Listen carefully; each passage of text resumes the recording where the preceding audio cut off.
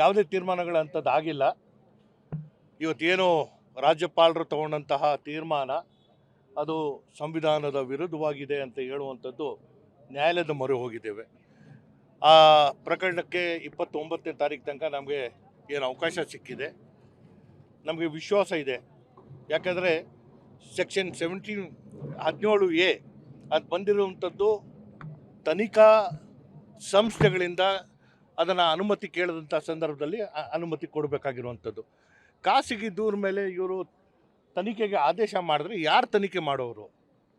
ಈಗಾಗಲೇ 10 ಪ್ರಕರಣಗಳಲ್ಲಿ ಪ್ರಾಸಿಕ್ಯೂಷನ್ನ ಕೇಳಿ ಲೋಕಾಯುಕ್ತ ಸಂಸ್ಥೆಯಿಂದ SIT ಸಂಸ್ಥೆಯಿಂದ ರಾಜ್ಯಪಾಲರಿಗೆ ಕೊಟ್ಟಿರುವಂಥದ್ರಲ್ಲೇ ಇನ್ನೂ ತೀರ್ಮಾನಗಳಾಗಿಲ್ಲ.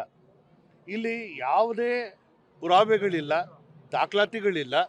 ಮಾನ್ಯ ಮುಖ್ಯಮಂತ್ರಿಗಳು ಹಸ್ತಕ್ಷೇಪ ಮಾಡಿರುವಂತಹ ಯಾವುದೇ ದಾಖಲಾತಿ ಇಲ್ಲದೆ ಕೇವಲ ಒಂದು ಖಾಸಗಿ ದೂರ ಮೇಲೆ ಪ್ರಾಸಿಕ್ಯೂಷನ್ ಕೊಟ್ಟಿರುವಂಥದ್ದು ಎಷ್ಟು ಸರಿ? ಇದನ್ನು ರಾಷ್ಟ್ರಪತಿಯವರ ಗಮನಕ್ಕೆ ತರಬೇಕು ಅನ್ನೋದು ಒಂದು ಚರ್ಚೆ ಆಗಿದೆ. ಇವತ್ತು ಮಾನ್ಯ ಮುಖ್ಯಮಂತ್ರಿಗಳು ಡೆಲ್ಲಿ ಪ್ರವಾಸದ ನಂತರ ಏನು ತೀರ್ಮಾನ ತಗೋತಾರೆ ನೋಡೋಣ. ಚರ್ಚೆ ಮಾಡಬೇಕಾಗಿರುವಂಥದ್ದು ನಮ್ಮ ಮುಂದೆ ಇರುವಂಥ ಅವಕಾಶಗಳು ಏನೇನಿದೆ ಅಂತ ಚರ್ಚೆ ಮಾಡಿದ್ದೇವೆ. ಯಾಕೆಂದರೆ ಪ್ರತಿಯೊಂದಕ್ಕೂ ನ್ಯಾಯಾಲಯಕ್ಕೆ ನಾವು ಘನವಂತ ರಾಜ್ಯಪಾಲರನ್ನು ಕರ್ಕೊಂಡೋಗಿ ನಿಲ್ಲಿಸೋದಲ್ಲ. ಹಾಗಾಗಿ ಗೌರವಪೂರ್ವಕವಾಗಿ ಸಂವಿಧಾನಕ್ಕೆ ಧಕ್ಕೆ ಆಗಿದೆ.